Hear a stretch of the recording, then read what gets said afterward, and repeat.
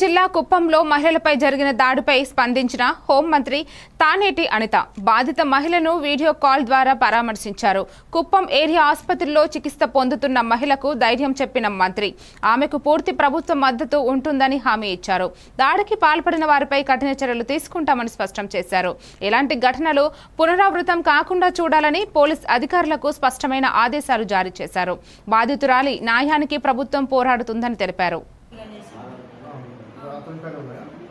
చేసిన తర్వాత ఇంట్లో మాకు బియ్యం తినేదానికి మాకు కట్టుకండి నేను లేదు పిల్లల కోసం నేను బతకాలి మాకు లేదు.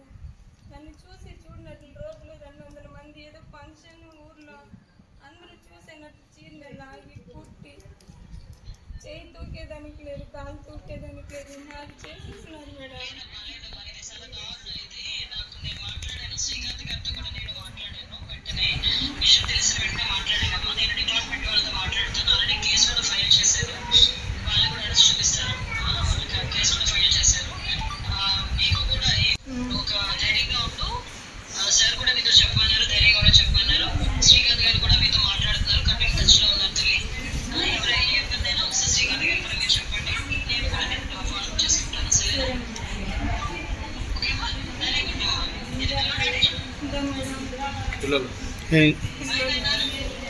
హాయ్ మేడం,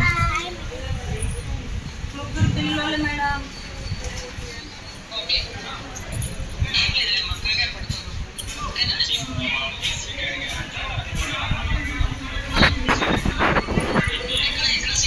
మాకు మోడల్ స్కూల్లో హలో